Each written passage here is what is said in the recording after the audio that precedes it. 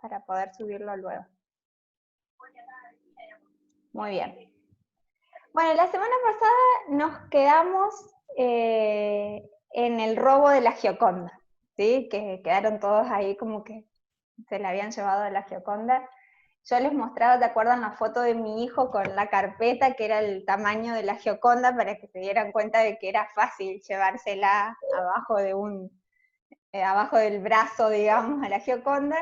Y bueno, les subí un artículo también a ver si hicieron la tarea. Les subí al grupo de Facebook un artículo donde hablaba de este robo y de cómo había sido, de que bueno, que era un trabajador del Louvre, que se le había llevado a su casa. Sí, también en las primeras declaraciones este hombre, este italiano, decía que había sido como por un sentido nacionalista, de recuperar algo que era de Italia para llevárselo a Italia, ¿sí? En realidad era medio una excusa, porque la Gioconda no había sido robada en una guerra, como puede pasar con otras obras que están, por ejemplo, en el Museo de Londres, ¿sí? que fueron apropiadas en entornos de guerra o demás. En este caso la había comprado uno de los reyes de Francia, la había comprado legalmente y por eso llegó a Francia, y por eso quedó en el Louvre, ¿sí? Si algo tengo que rescatar, y que esto era lo importante, más allá del robo y de la anécdota del robo, lo más importante de destacar de ese robo es que por primera vez en la historia de la humanidad, una obra de arte llegaba a los titulares de los diarios más importantes del mundo. ¿Por qué rescato esto? La Gioconda fue robada en 1911. Todavía no había una concepción importante de lo que era el patrimonio artístico para la humanidad y para representar la historia de la humanidad en ese patrimonio. Entonces, que una obra ocupara los titulares de todo el mundo era sumamente importante, sea por el hecho que sea. Empezábamos a reconocer un patrimonio artístico mundial como elementos importantes para la vida de las sociedades.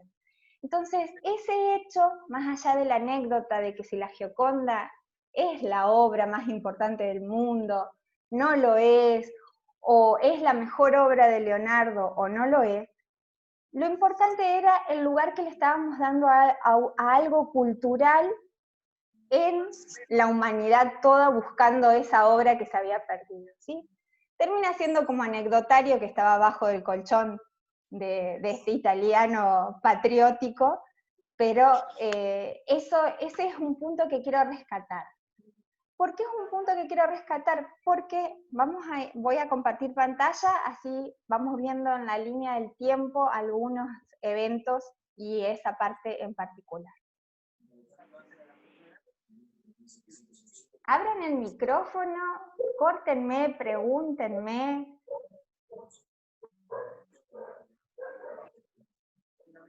Uy, me fui. Espérenme que este no era la...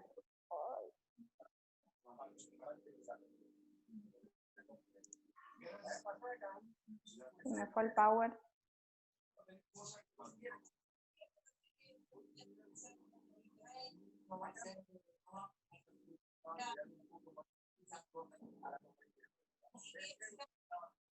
Ahora sí.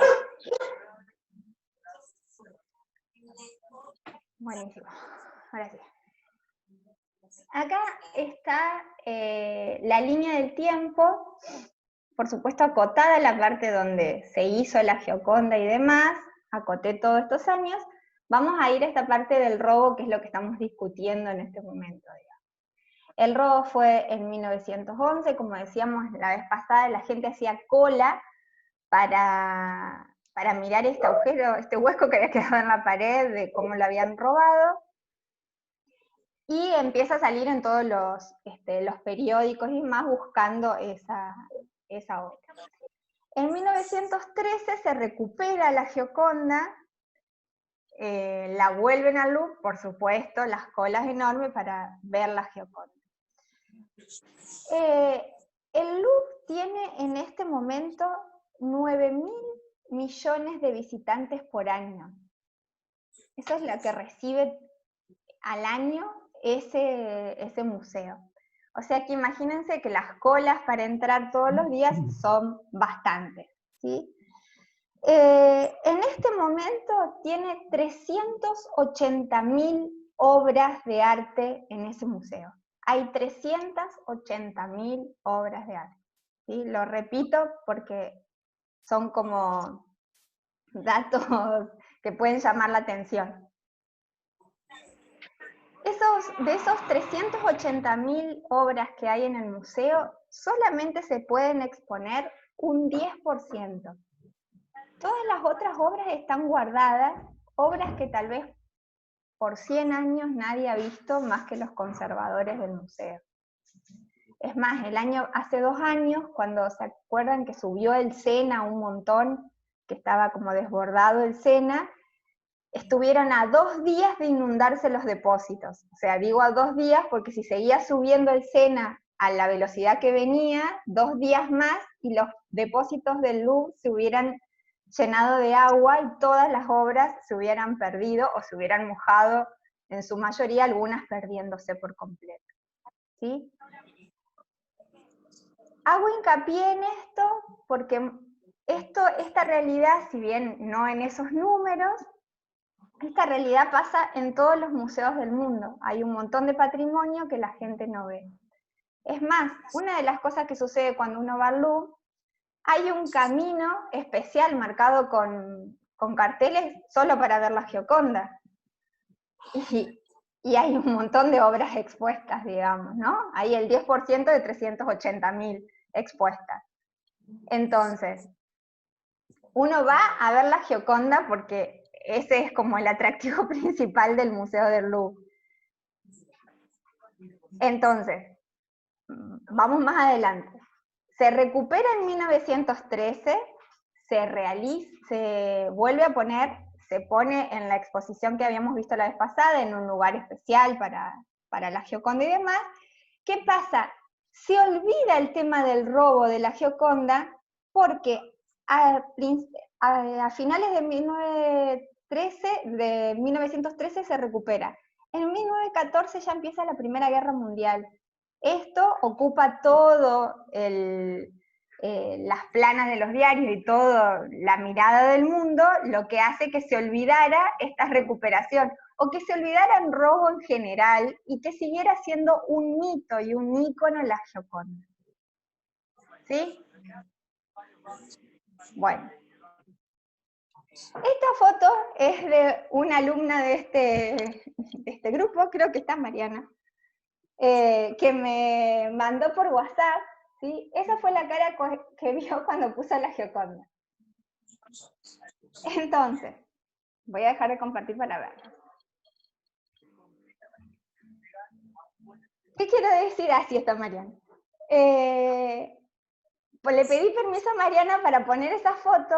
¿Por qué yo estoy haciendo todo esto con la Gioconda? Porque es la obra que todos conocen, que todos reconocen, y estoy haciendo esto de tratar de desmitificar las obras de arte, ¿sí? Yo cuento que tuvimos la suerte de viajar al Louvre hace 2 años con mis hijos. Emma tenía 8 años, y antes de salir al museo, Emma dijo, ¿vamos al museo? Sí. Ah, bueno, yo llevo mi cuaderno, dijo Emma. Emma llevó su cuaderno, se tiró en el piso del Louvre a dibujar una obra que es lo mismo que hace en el museo cuando vamos acá. La gente pasaba y la veía tirada en el piso dibujando un Caravaggio en el piso del Louvre. Yo les puedo asegurar que Emma disfrutó del Louvre mucho más que un montón de gente que pasaba y se tenía que sacar la foto con la Gioconda porque a eso iba, a sacarse la foto con la Gioconda. ¿Sí? Eso es lo que intento hacer con esto. Y recién Julio me decía, no podemos hablar o cuestionar. Sí podemos cuestionar esto que hizo Mariana. Esta era la Gioconda, esa cara de Mariana nos dice todo en la foto. ¿Sí? Por eso yo empecé con este cuadro el curso, porque es el mito más grande de la humanidad, y no es el mito más grande de la humanidad porque el cuadro sea el cuadro, sino que es el mito más grande de la humanidad porque se la robaron y se creó ese mito con esa obra. Con esto no quiero sacarle crédito a Leonardo para nada, fue un genio. El tipo hasta escribía al revés, pero no al revés, sino al revés que solamente se puede leer con un espejo lo que escribe. Era tan genio que para que no le robaran lo que escribía, porque era inventor y porque estaba en todos lados, escribía para que se pudiera leer con un espejo en el 1500. ¿Sí? Entonces, era un genio el tipo y un gran artista, pero ahora les voy a mostrar otro cuadro que a mi criterio de Leonardo es mucho mejor que la Gioconda, pero que no tiene ni el 1% de la fama que tiene la Gioconda. ¿Sí? Entonces, una de las cosas que tenemos que entender del patrimonio artístico y del patrimonio en general, que es de todos nosotros. Entonces, que tenemos que aprovecharlo, que tenemos que aprender de ese patrimonio, pero que es de todos, tenemos que vivirlo también. ¿Se entiende? Bueno, yo la semana pasada, voy a seguir ahora con Leonardo y vamos a ver la otra obra, porque van a decir a esta no le gusta nada, porque si no le gusta la Gioconda. No es que no me guste, simplemente intento esto, que nos cuestionemos. La semana pasada prácticamente ni me presenté porque me corría el tiempo y tampoco les dije por qué estoy acá, solo agradecí a la escuela y a la fundación que nos dieron esta oportunidad, pero bueno, mi conexión con la escuela es bastante importante porque tengo 2 hijos que van a la escuela, ¿sí? Soy mamá de 2 niños y además fui docente varios años en la escuela. Los que están hoy en la secundaria me tuvieron en algún momento en la primaria. No dejé porque no tenía más tiempo en mi vida para seguir en la escuela, pero extraño un montón, sobre todo la primaria. Soy docente de artes visuales y después hice una maestría en museología, así que los museos, por supuesto los de artes visuales, son mi especialidad.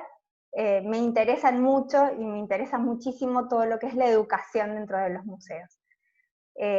Hay un protocolo que se está tratando de aprobar en la provincia para ver si en unas semanas los museos pueden volver a abrir, así que si eso sucede, los voy a invitar a que una de las clases no sea virtual, sino que nos encontremos en el Museo de Bellas Artes y podamos hacer un paseo real por las salas del museo. Pero bueno, les quería contar cómo llego acá y por qué. Bueno, bien. ¿Algo más que me quieran preguntar de la Gioconda? ¿O de esto que venimos viendo? Espero más fotos de cuando vayan a verla. Mariana tuvo suerte, no había ningún chino ni nadie con fotos, no sé cómo hizo para sacarse esa foto sola. Pero bueno, hay que ir con... y una de las cosas sí que les aconsejo, a nosotros nos cuesta mucho llegar a esos museos y siempre que vamos hacemos como esos tours de que salimos a las 8 de la mañana del hotel, volvemos a las 10 de la noche y nos visitamos 3 museos en el medio. Eso nos pasa a todos los que vamos, cuando vamos a museos extranjeros, que nos pasa a todos porque a todos nos sale mucho llegar. No es lo recomendable, ¿sí? No es lo recomendable. A mí que me apasionan los museos, que me encanta y que me costó mucho llegar al museo, estuve 3 horas en el Louvre y mi cabeza no podía resistir más imágenes. No podía más, hay un montón de cosas que no vi y otras que las pasé por al lado y tal vez eran cuadros que me reinteresaban o obras que me reinteresaban. Entonces, esas cosas, la verdad que la idea sería, al Louvre habría que visitarlo en una semana, y todos los días hacer un poquito. Eso sería como la ideal. Entonces, no se angustien si por ahí van y no ven todo lo que quisieran ver. Por ahí es lo que yo les recomiendo en ese tipo de museos, es que elijan 10 obras para ver. Las 10 obras que más les interesen, o las 10 obras más famosas que estén en el museo, y que se centren en ver esas 10 obras. Porque cuando queremos ver tanto, es algo lógico que no disfrutaríamos de nada de todo lo que sucede. ¿Sí? Bueno, ¿Puedo contar una anécdota? Sí, claro. Bueno, una de las veces que fuimos al Louvre, por suerte varias veces con mi esposa, Qué suerte. compramos un librito en español que decía El Louvre para gente apurada. Entonces empezamos a recorrer, empezamos por la sala Richelieu y que empezamos a ver y suba y vea. Media hora después nos planteamos con mi mujer, bueno, vamos a ver la Venus de Samotracia, la Venus de Milo y la Gioconda, porque no dábamos más en tanto en caminar como en ver obras. Realmente es una saturación. Es un museo que no sé, tiene algo de como 6 kilómetros en pasillos y formas. Es tan impresionantemente grande. Yo lo he visitado 3 o 4 veces al museo y tratando de ver distintas facetas, distintas partes, y realmente es impresionante, ¿no? Pero son recuerdos muy importantes. Todavía tengo el librito del museo apurado, creo que usamos 2 páginas de las como 40 que tenía. Ahora la tecnología nos ayuda en un montón de cosas, ¿no? Pero ahora hay apps que se pueden bajar y descargar en los teléfonos, donde, por ejemplo, hacen una recorrida de las 10 obras más importantes en cada museo. Si es la primera vez que van a visitar un museo, yo les recomiendo ese tipo de app o de recorrido, como vos bien decís, Roberto. Uno se tiene que plantear ver algo y disfrutar eso que está viendo, y no llegar a una saturación que llega un momento que no ves nada. Y se lo dice alguien que ama los museos y que me hago viajes a Buenos Aires solo a ver museos, y suelo ver varios museos en un día y demás. Que me sature, que llega un momento que no veo nada. Así que sí, creo que es un consejo apropiado. Y que lo que hicieron está bien, elegir, veamos. ¿Sí? Eligieron las 3 que tienen un camino marcado ustedes. La Venus, la Venus, la Gioconda tienen caminos marcados especialmente porque la gente como que va derecho. Eso pasa en otros museos, vamos a ver cuando veamos, ahora porque estamos justo en el Louvre, pero cuando veamos otros museos también tienen determinadas obras y les recomendaría que traten de ver esas obras. Bueno. Vuelvo.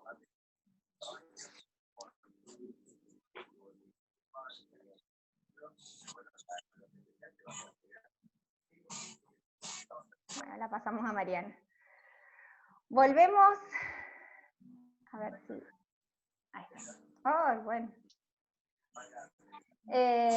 Volvemos a recordar un poco las características del arte renacentista, que habíamos dicho que se desarrollaba principalmente en Italia, ¿sí?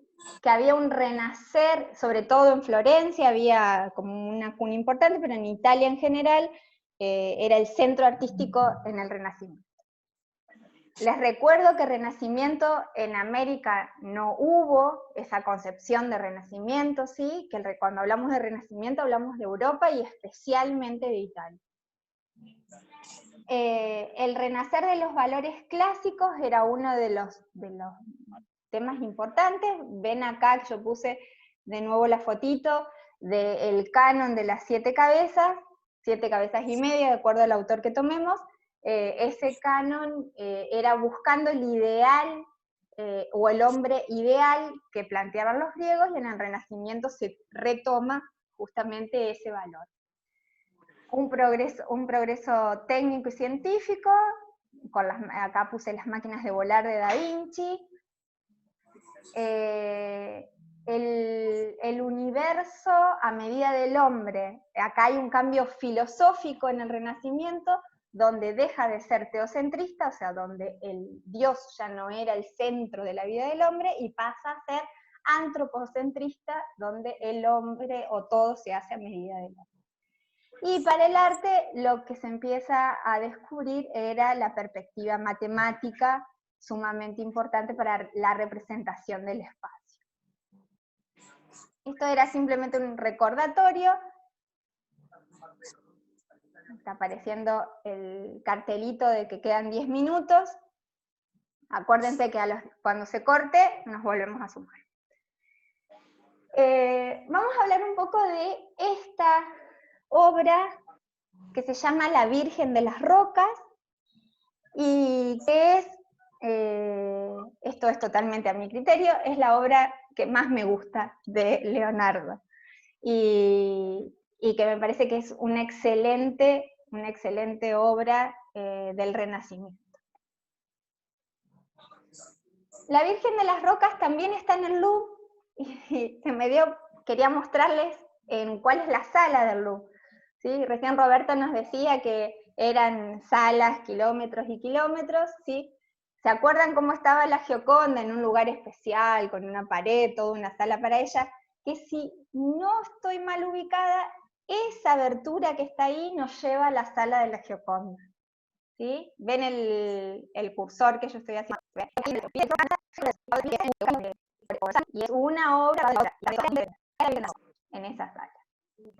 Recordamos las características fundamentales de la obra de Leonardo da Vinci: el esfumato y la perspectiva atmosférica. Son una parte de la otra de pintura, capas muy finas una a la otra, y eso va permitiendo que la forma no tenga una figura, o que la imagen no tenga un contorno delimitado y delineado. Cuando nosotros contorneamos el límite, lo que hace es perder profundidad la forma. Lo que buscaba justamente Leonardo era darle la mayor profundidad a la figura en general y a todo su cuadro. Entonces, esta es una técnica que él inventa, que es el esfumato, ¿sí? Y la perspectiva atmosférica generalmente se usa para lo que es el paisaje que está detrás de las figuras o de las personas que pinta, donde hay un desenfoque, ese fumato, esas capas sobre capas que va generando Leonardo, hace que haya un desenfoque atrás en la figura que la produce nuestra propia visión, ¿sí? Él había estudiado empíricamente en ese momento, porque no había demasiados descubrimientos de medicina, pero sí empíricamente, que nuestros ojos hacían como una falsa perspectiva. Entonces él seguía esa desviación que hacía el ojo. Y los colores se enfrían. Los colores fríos son los azules, los violáceos. Cuanto más frío es el color, da la sensación de más lejos. Entonces eso es lo que hace Leonardo para que parezca que está más lejos. ¿Sí? Esta es la Virgen de las Rocas, entonces le sacamos el marco para que moleste menos a la visión. Fíjense esto que yo les estoy diciendo de la profundidad que le da con todo ese entorno de rocas. Esta parte de la obra se nota mucho el esfumato, la profundidad que tiene, el volumen que tienen las figuras que pinta, la luz. Ahora la vamos a detallar un poco. Esta obra tiene dos obras iguales, son como dos ejemplares. Uno es este y otro es este. Verán el cambio de color en una y en otra, ¿sí? Esta se empieza a hacer antes, esta se hace luego, fíjense los colores estridentes, y hay algunos cambios en las figuras importantes. Ahora las pongo a las dos juntas. ¿Sí? Estas dos, ahí están las dos obras. Hay algunos cambios en una y en otra. Esta se hace en el 86, esta en el 97. Fíjense, acá ya les voy a decir quiénes son los personajes, pero acá hay un cambio, si ven el cursor, ¿sí? Este es un ángel, el arcángel, acá está la mano que está señalando, acá no está. Los colores de los mantos, esta era la Virgen, los colores de los mantos. Y este que es San Juan Bautista, tiene acá un cetro que no se ve muy bien en la imagen, pero hay una cruz, ¿sí? ¿Por qué hay dos versiones y ahora recientemente se ha encontrado una tercera versión que están tratando de descubrir si es de Leonardo o no? ¿Por qué se imaginan ustedes que puede haber dos versiones de esta prácticamente el mismo cuadro?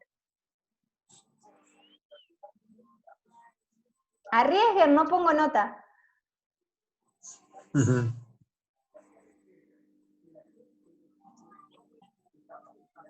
Bueno, Yo había... pienso que porque, perdón. ¿Ah, sí? Sí, dale, Roberto. Yo pienso que porque la segunda fue ejecutada por un alumno de Leonardo da Vinci y no por él mismo. Bien, ese es el chumerío. Ese es el entretelón, el Este es el entretelón del entretelón. arte. Así Sí, es. eso pues, hay algo de eso, hay algo de eso. Pero lo principal de por qué hay dos versiones es por esta palabra. Mecenas. Voy a dejar de compartir así los veo, mientras explico esto. Hoy cuando hablábamos de la fama de la Gioconda, hablábamos de que había sido como, hasta podríamos decir, un juego de marketing, todo el tema que hubo entre la publicidad de la Gioconda y qué sé yo. Se metió en el medio el mercado artístico, ¿sí? Bueno, hace 5 siglos atrás también se metió el mercado en el medio, porque los artistas siempre tienen que vivir de algo, ¿sí? Estas obras eran todas encargadas, eran encargos. Hasta el momento del Renacimiento, el único que encargaba obras era la iglesia. Pero ahora ya empezaba a haber familias muy poderosas económicamente que empezaban a encargar obras también. Uno de los mecenas más importantes del Renacimiento fue la familia Medici. ¿Sí? Los Medici eran los mecenas más importantes. Si bien a esta Virgen de las Rocas no la piden los Medici, pero como palabra mayor de mecenazgo, ¿qué eran mecenas? Los mecenas eran personas, ustedes piensen que quienes nosotros consideramos hoy grandes artistas, en ese momento eran artesanos, eran personas, la palabra artista y la palabra obra de arte empiezan a finales de 1700, como hoy la conocemos nosotros. O sea, que Leonardo no sabía que había pintado una obra de arte. A Leonardo le pagaban por las horas que trabajaba y cuando conseguía un mecenas que le pagara la obra o se le encargara, ¿sí? Los grandes mecenas de los artistas eran la iglesia. ¿Por qué era la iglesia? Porque la iglesia usaba la imagen de una forma pedagógica. En ese momento la gran mayoría de las personas no sabían ni leer ni escribir. Entonces lo que necesitaban eran las imágenes para que supieran las historias de la iglesia y lo que la iglesia quería transmitir. Entonces eran los grandes mecenas, eran los que le pagaban a los artistas para que hicieran las obras para las iglesias, ¿sí? ¿Qué le pasó a esta Virgen de las Rocas? Cuando se la mostró a los mecenas que le habían encargado la pintura, a los mecenas no les gustó. Ya había Photoshop, digamos. Tenía que, claro, a Goya casi lo llevan a la horca porque le había pintado mal al rey. ¿Sí? Entonces, a los mecenas que le habían encargado la obra, no le gustó, le cuestionaron la obra. Leonardo no la quiso pintar más. El problema es que había firmado un contrato. Entonces, unos años más tarde,